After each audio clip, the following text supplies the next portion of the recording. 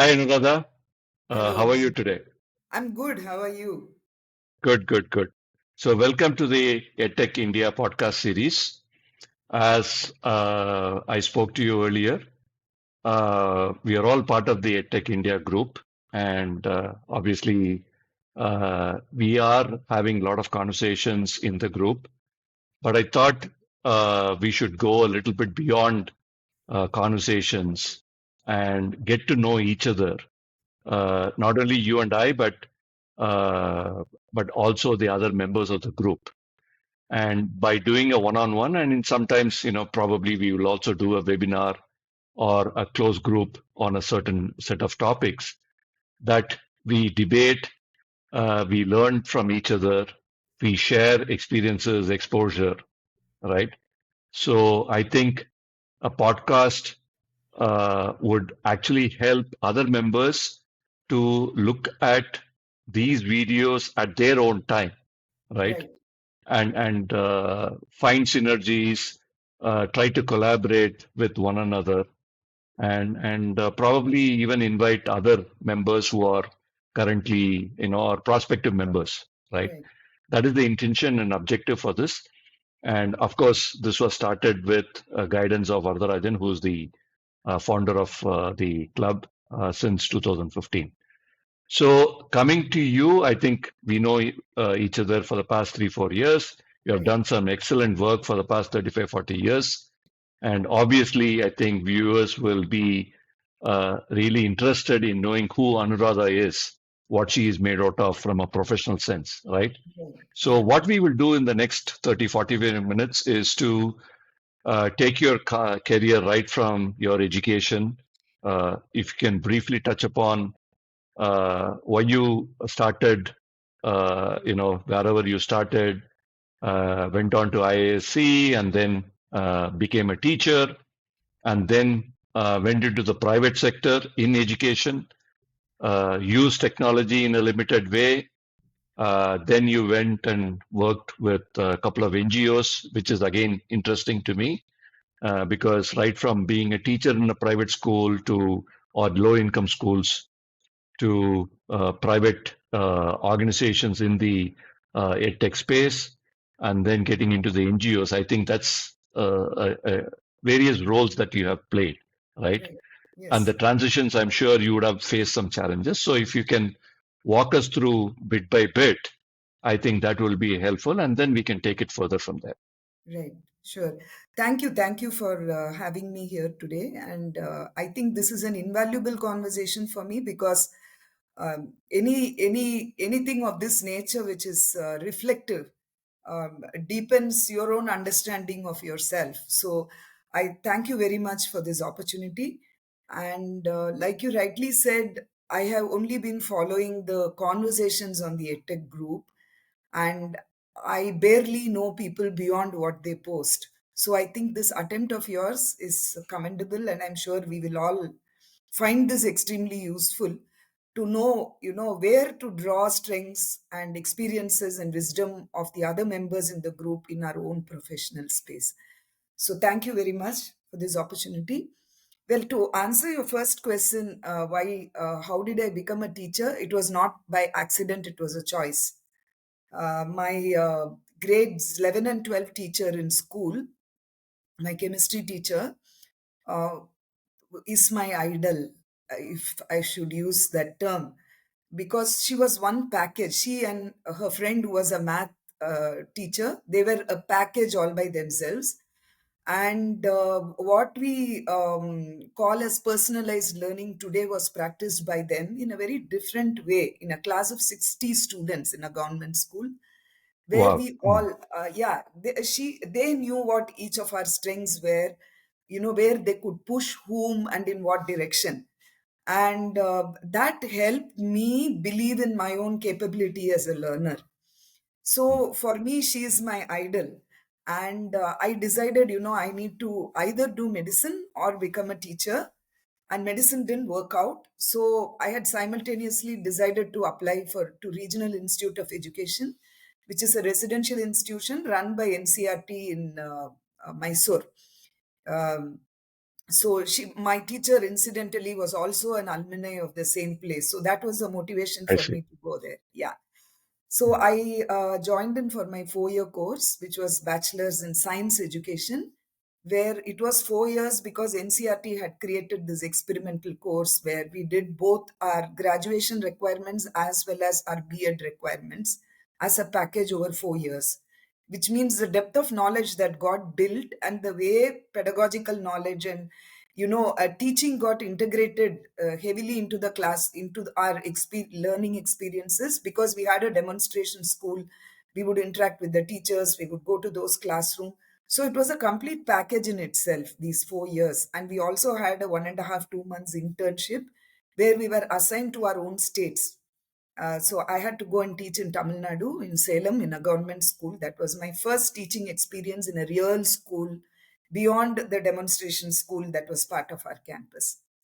I So see. that's how my journey as a teacher began. Sometimes, setting up labs, sometimes subbing in for teachers, sometimes just observing whenever NCRT would run workshops for, textbook reviews and things like that.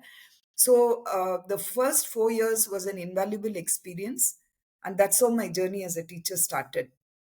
So if I would like to see the arc of my journey, there are two distinct parts to it. One is my experience as a teacher who taught at different grade levels and worked Mm, with schools and worked with children, and the other part is my role as a teacher educator, who worked in teacher professional development program in several spaces. It could be mm, in with the NGOs, like you pointed out.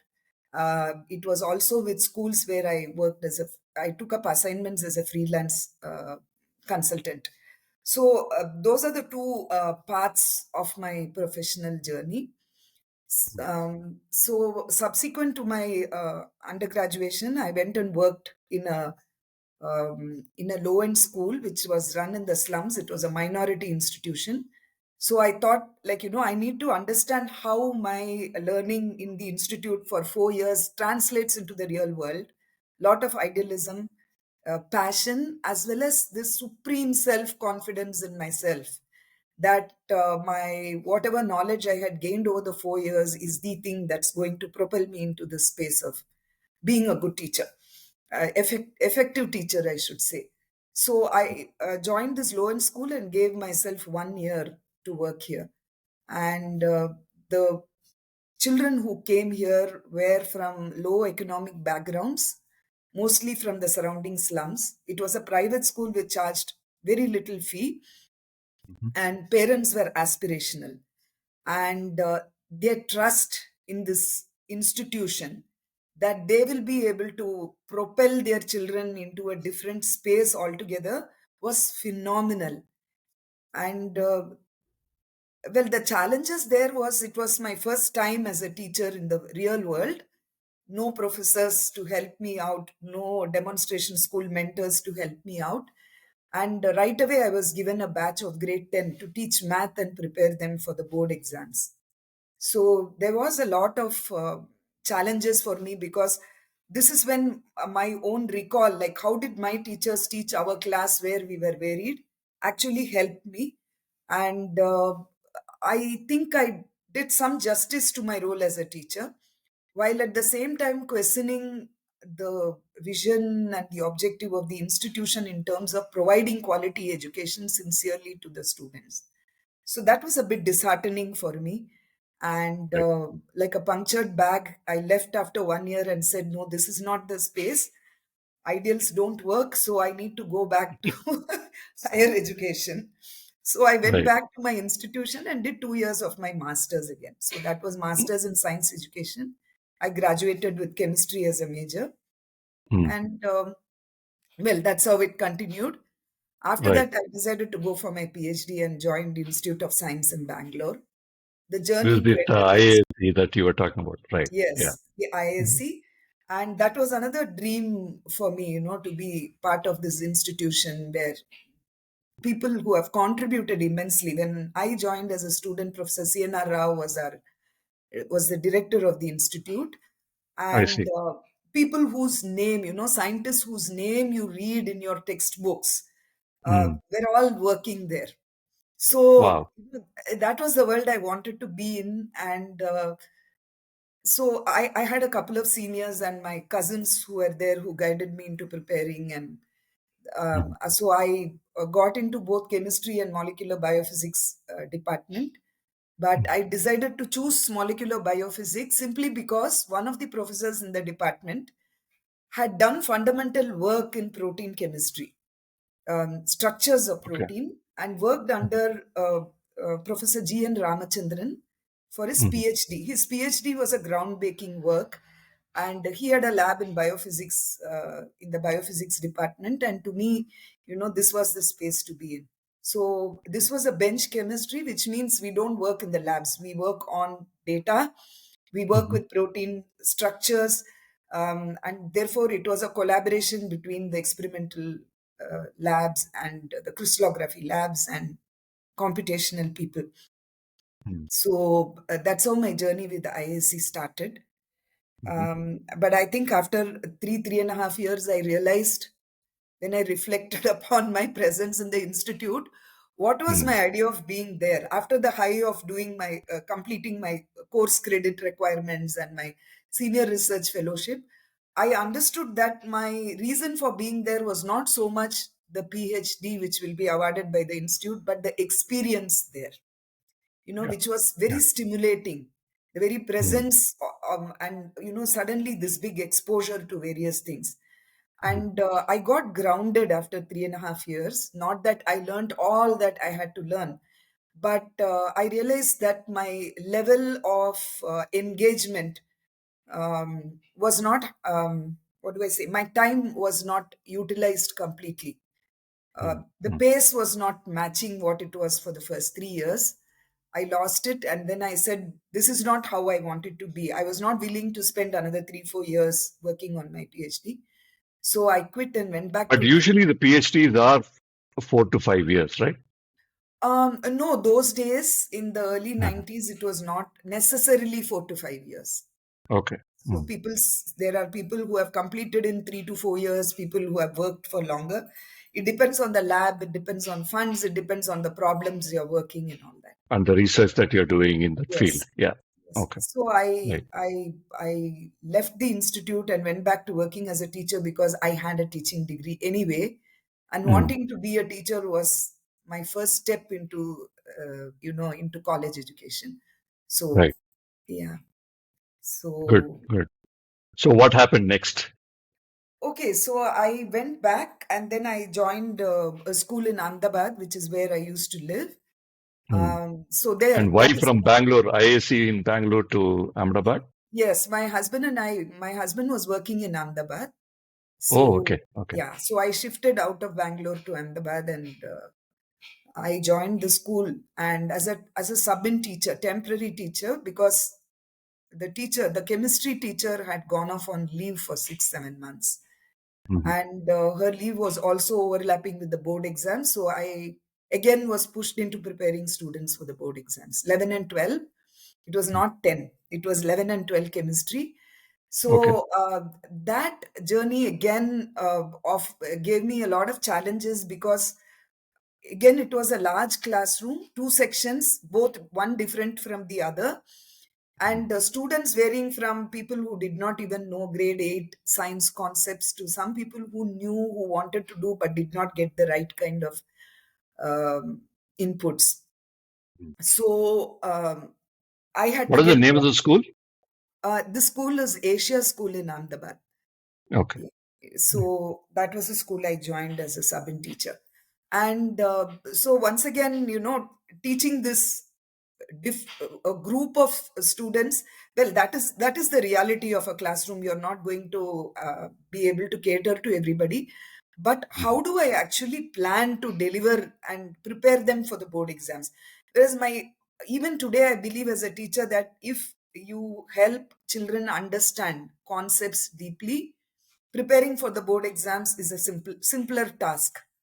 It should not be very difficult. But if you start the other way around, that you have to prepare for the board exams, you leave a lot of gaps in their understanding, and the struggle actually is there. uh, so I was between these two worlds, and when I started working with the kids in the classroom, I always found, the Gujarati students very forthcoming and very open with you. They are not shy about who they are and what they are. So they would come and tell, Auntie, you just help me pass my boards. That's enough. You don't struggle like this with me. Tell me which guidebook I should use for what. And there used to be this last minute preparation guides. So they would Mm, come with that. So there were a bunch of students who I identified, and I did only that work with the last minute preparation guidebook so that they could mm. prepare for the board exams. Though as a teacher, that was not okay for me. But that was the reality which was staring at me. So that was a big learning for me, that it is okay to let them be in that comfort zone and be realistic, rather than being very ideal and leaving them in a space of struggle.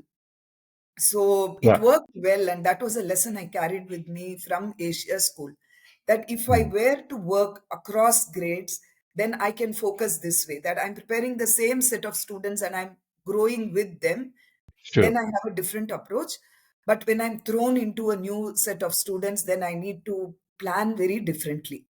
So And the even, objectives of the students and the parents at that particular grade yeah, is, and the schools, this one is quite different yeah. from probably a middle school or a primary school, right? Exactly, exactly. Correct. Yeah. And when you're Yeah. just starting with a grade 12 student as a new teacher, you don't have the time. Mm, They, because you're constantly in in a rush to complete, and then you have your preps, you have your labs. There is a lot of activity going on. mm. So while it is desirable that you should be able to work with at least 90% of the students, deepening their conceptual understanding. uh, Again, there is no one shoe fit for all model here. Right. So we Right. need to Yeah. understand the students and the context and Mm, the priorities very clearly. So that was a learning for me, which I carried from Asia School, mhm. and yeah, which I practice even today, and I'm very aware of. Sure. Right. Yeah. So, so So that's what it. happened next after Asia? From Asia School, I joined. There was a fantastic upcoming institution in Ahmedabad at that time. Mhm. Professor Sunil Handa from IIM Ahmedabad, with his students Right. Sridhar Rajagopalan, Venkat Krishnan, and Sudhir Godke. They were working Mhm. as a team, and their thinking was, we need to establish a school which has good practices as a benchmark and have a teacher education program. So it Did you know any one of them prior prior to this, to? Yeah. no, no, Okay. Okay. no, they had advertised. I didn't even know about this institute, Eklavya Mhm. Institute. They had No, no, advertised. but So the names that you're talking about, they're all in today's context, yes, they're all stalwarts in their own way, right? So, absolutely, right, right. absolutely. Yeah, Yeah, yeah. I just applied looking at the advertisement for faculty in Eklavya Institute for Teacher Education. I see. So, Mm, so again, this was a program which they had conceived because they wanted to run a quality teacher education program, and the thinking was very right that unless you have a strong teacher education program, you're not going to be able to improve the quality of teachers in the schools or learning in the school. So I got very excited, at that. I didn't think for a minute whether I would be suitable, but then I just applied. And I right. think I was fortunate enough that they saw a spark in me and then gave me the opportunity to work with them. So the whole team had a very wide exposure to different school systems across the world. They had traveled widely, very resourceful and forward thinking group of people, at the same time demanding. They would push you into situations, and this whole thing of, I'm generally a kind, like, I have to be very sure that I can deliver before I accept a challenge. But No, no, I can vouch for that because you and I have worked together when we were, yeah, working with Gyan Prakash Foundation. Yeah, my belief is, I don't want to put the other person in a state of risk when I know I'm not prepared for a challenge. But right. Sunil Sridhar did not think of it that way. Sunil Mm, Handa would always tell that you should go and do it. We should all be capable of taking up challenges and working around, and we are intelligent enough. To a large extent, Eklavya was a liberation for me because it gave me the opportunity to work on things which I did not think I would ever work. I thought I'm going to be a chemistry teacher, a math teacher, or a science teacher all my life. I was kind of resigned and convinced about it. But Eklavya actually propelled me into a very different space. So this was a primary teacher education program, I and the see. very design of it was extremely sensible. So this was not like any typical teacher education program where students go through theoretical inputs and then they do an internship. It was integrated. So Right. they had 4 semesters, and out of the 3 semesters, the Mm. students had to spend the first half of the day doing observations in schools. So I they would see. be part of schools and not part Mm. of one school. So different Oh, types of schools, yeah, were selected. There were right. there were 2 Montessori schools as part of the Mm-hmm. list. Mm-hmm. Mainstream schools were there, where you had large classroom, the teacher would come and teach, and not much of Mm. hands-on experiences. So it was a assorted group of schools which were who were our partners in the teacher Okay. education program. So we partnered One with. observation, sorry to interrupt. One Yes, observation that I had was that until you joined Eklavya, you yeah, were teaching the higher grade kids, 10th, 11th, 12th. yes. Was that transition hard to get into the primary school space? No, not at all. Not at all. Okay. Okay. Because right Mm. from my college days, I always believed that the more than the 11 and 12 or 10, 11, 12, where you have the best of the minds teaching, we have to have very strong teachers at the foundational level. Mm. So Good. my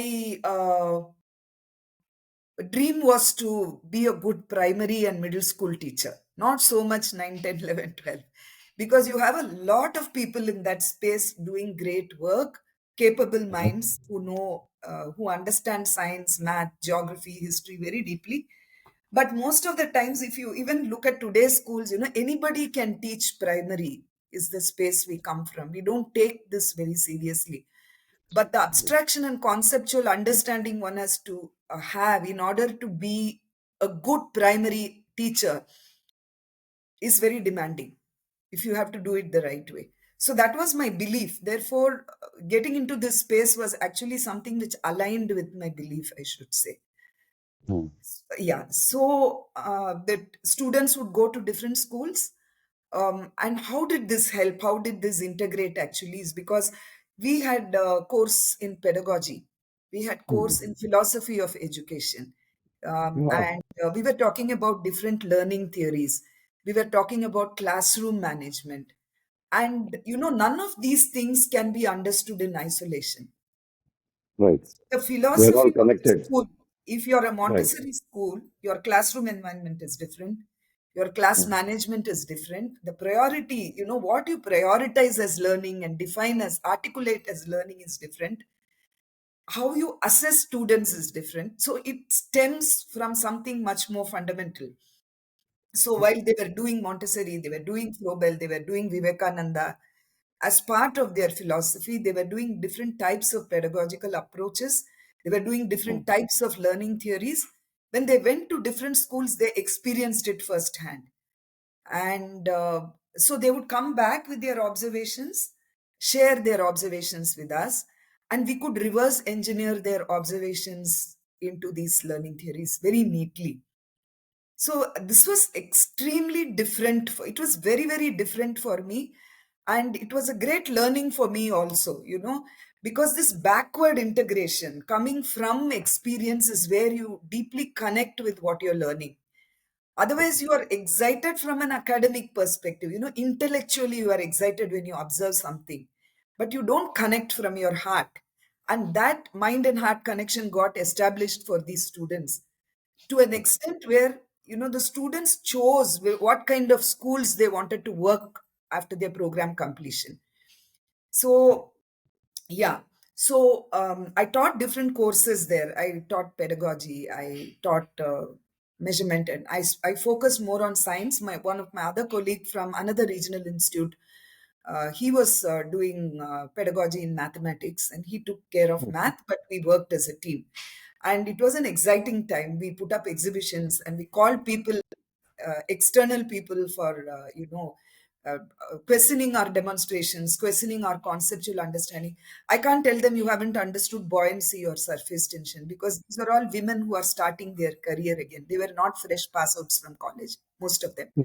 So we did experiments in surface tension. Said, do you see this? This is what we are calling surface tension, or this is what is called as friction. So they were all going to teach primary, and this hands-on experience was very important for them. And generally, you don't have great labs for primary, so you need to design your own experiments. You need to design your own math lab activities. So we did a lot of such work, and at the same time, Sunil Handa and Sridhar also insisted that we did training for our teachers in schools. We went to Eklavya school and observed their classrooms and gave feedback. We did demo in the classrooms by subbing in when someone was on leave. So it was a fantastic experience for me working with Sridhar as well as Sunil Handa. Right. Right. Yeah. So that was my Eklavya So experience. Yes. very, very interesting, because we still have to go through your journey, but so far it has been very hearing you, though I know you for 3, 4 years and I know you have done a lot of different work, going into the details also helps me to think about the overall system that we have. And, Yeah. I'm sure uh, whoever is watching this later on will align with what you are talking about, right? And that brings up other ideas in them Right. in today's context, right? Yes. Everything has to be put in today's context. Absolutely. Okay, so what happened next? So I had to move out of Ahmedabad back to Chennai. It was Okay, and again, it's domestic because of your compulsions. husband, I guess. Yeah, domestic compulsions. My daughter was Okay, very young. She was barely I three. see. I didn't want to stay, us to stay Right. in two different places. Hmm. So, I mean, I should also say a lot of my teacher education and my growth as a teacher happened because of my daughter. So seeing her grow, choosing school experience, which school she should go to, and if we Right. could not find that kind of school, sending her to a school that was available because of academic compulsions, and then how to deal with this conflict. All this was also a growth for me, because I am a teacher by heart. I don't think I have any other identity. If you really ask Yes. me, take the teacher out of me, I'm lost. Right. So from Eklavya, I came to Chennai, and there was a brief lull at the time. So a couple of my friends asked me to use the experience in Eklavya and look for freelance consultancy opportunities. So I Mm. started out very small, because if you go to schools, if you go to a government school or any private school, you'll see that teachers are very experienced. They have taught for many years, and that wisdom is just not comparable at all. Right. Can Yeah. sit at home and criticize any number of things. Now, my skepticism was, how am I, barely 30s, in my 30s, into my early 30s, going to go and, run a workshop for teachers? But once again, I said thanks to Sunil Handa and Sridhar, and then, yeah, I went and spoke to some schools, and Mm. interestingly, schools those days would go for ISO certification, and I see. having external people come and do teacher training was part of this process. Mm. So I had fantastic opportunities, therefore. So across board, right from primary, middle to secondary school, in different schools, I did some training as a teacher education. But it was like treading on eggshells for me, because I Mm. can't step a line and start preaching to teachers who have worked for many years. So it was a Right. collaborative effort that approach that uh, I was very consciously taking, because Mm. you can get lost in this very preachy space. You can ask questions to demean their experience. It is very easy for a young person to get lost in those Right. spaces. And teachers Whoever, also will be put off, right? If correct. Exactly. Yeah. Yeah. Right. Yeah. Yeah. So it always started with this question, how do you think you're Mm. suitable to come and work with Yeah. us when Right. you have Right. very little experience in comparison? And I would tell them I worked in different kinds of setup. And I had, and so this is a different kind of a setup. So we should work together to see where I grow and where you grow. And that's how we started. And I had designed a lot of games. So I had created these small packages, and they had math labs, and we would work on those things. And the question we always asked ourselves was, how do we work with this in the classroom so that children can play around? So how do we make children create their own games so that their Right. conceptual understanding, should we encourage them to use this while doing their test or while using doing their homework, or should we take Mm. away this handle that we are providing them through hands-on experience? So Mm. there was a school where the primary teachers together said, I think taking away that handle has been one of the reasons why children are not confident. Mm. Because one thing we realized is most of the children need a handle till they internalize that hands-on experience completely and turn it into an abstract understanding to solve problems in their worksheets or tests. So we weren't Mm. giving them that space. So they Right. all decided, let's see how we can provide this handle. So, Mm. these kind of discussions were uh, this collaborative learning that happened during my time as a Yeah. freelance educator actually gave me the confidence that it's okay to work in this space also. So I started experimenting there while Sridhar started toying with the idea of educational initiatives. Mm. And we met because while we were in Ahmedabad working in Eklavya, Sridhar and I had a common belief, that if your assessments are good, Mm. in a reverse kind of way, you will also strive to give enriching learning experiences in the classroom. And if your assessments are, if you create very average assessments, then it is okay because you are statistically going to have a proof that your students are doing well, your data is going to be good. So Mhm. maybe one way of challenging our own teaching learning process is to create good assessments, to Mm. create benchmarks, also to say where are we in comparison. So benchmark was something that was lacking those days, and Mhm. nobody really thought of assessments from this lens. Mm. Assessments are not constantly to judge the student alone. That's how we look. When we give a test, we Right. always throw the ball into the student's court saying that you have done well or not done well. But how much are we as teachers looking at that as a feedback to improving our own classroom experiences? Yes, there is a learning gap, but does it always rest with the student? Are we picture perfect that we are doing the right things all the time? So there are a Mhm. lot of relevant questions which we have in our mind, but we don't openly articulate or discuss. And Mm. benchmarking was something which was not there. So Sridhar thought of educational initiatives, and we spoke. And I joined the asset team.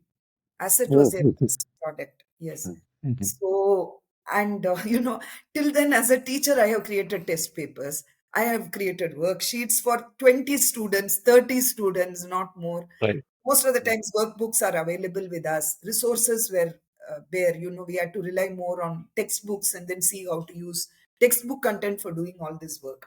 So one thing with Eklavya was also rich with resources. Different types of the library was extremely good.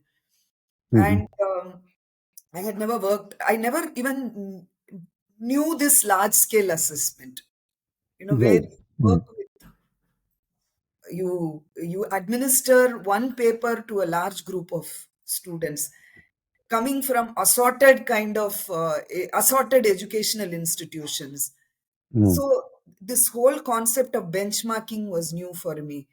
Right. Though when I did my teacher education, we had a paper on statistics and data Mm. analysis, and benchmarking was spoken, standardized tests was spoken about. There was no need for me to come out of my teaching space to Right. understand this Right. through that lens. So Yeah. working with EI actually brought in this understanding. How important, why should we standardize? What is benchmarking? How do we standardize? And Mm. though again, test design was something which was a part of my coursework in regional institute, but there was not so much of focus on test design when you work in schools. But how Yeah. do we design a test so sharply that that provides feedback to both the Feedback. student Right. and the teacher? How do we? I have a question though. So while designing these assessments, and I have, both my sons have gone through asset when they were Right. in school, Yes. and I've seen the questions as well as the responses and the feedback Yes. that it details out, right? In terms of where they are and what, why did they choose certain responses, Yeah. and what made them think to choose those responses. But given that there are different boards, Yeah. right, right from the core, which is the NCRT, to saying CBSE, to ICSE, to different state boards, Yeah. wasn't it a challenge to design assessments for different boards, or was it all based on concepts? It was the conceptual approach, Okay, because right. if you actually get down to the brass tacks, Mm, we did a complete analysis of different boards before we mm, started out on asset. And mhm, even today, I believe that by the time children pass out of grade 10, the conceptual understanding, the requirements are almost the same across right. boards. The Mm, difference comes in the nature of assessment, how state boards actually assess, how NCRT assesses, or how um, IB assesses. The design of their assessments is where the difference comes. What is the mm, abstraction level? How right. much of analytical thinking do these papers actually have? Ask of the children how much of critical thinking is required, how much of recall is required. All these Mm, things are actually where the difference comes. But the expectations in terms of what concepts they should know, whether it is math, science, geography, fundamentally it is the same. sure. So we went, Yeah. we used a conceptual approach. Um, Mhm. then again, maybe there is a difference in the depth of knowledge that is required. There might be a little bit of difference in the depth of knowledge, but Mhm. that is why this kind of standardization and benchmarking becomes essential. So you Now, at that least, also leads to the other question, right? right? That Sorry. also leads that also leads to the other question, Yeah. where today, NEP is something, NEP 2020 is something that has been rolled out. Hmm. But even before that, I think many institutions, many schools, maybe not, maybe about 10%, 15%, 20%, Yeah. have been used to the conceptual based understanding, which will lead to the competency, Right.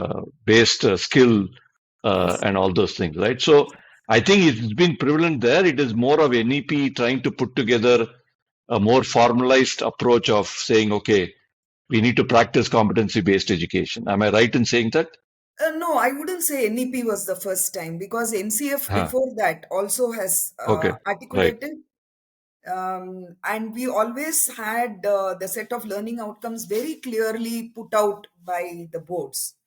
Right. Right. I think what this conversation has been able to achieve is to bring this vocabulary into discussions, Right. right? Right.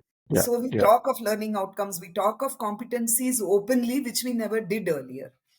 you know Right. uh, it may be a very maybe I'm super simplifying it, but earlier I used to play this game with kids. Generally I'll ask them like, hey, what are you doing for the test tomorrow? Okay, tomorrow we have a test in chapter 2.1. Mhm. This is something which you hear from students, okay? Right. And when you look at how their homeworks are written, when children write out like what is it, if the school mandates it, they would have specified it, like science chapter 8, math exercise 2.1, 2.2, 2.3. So today nobody talks like that, Right. Right. Yeah. right? Yeah. So Mm. we have been able to achieve. NCF 2005 was also very, very strong. And there is not much of a difference between what NEP 2020 articulates and what NCF 2005 said. It is just that the milestones have been defined more crisply here. Like, for instance, FLN is, there's a large focus on FLN in the NCF. Right.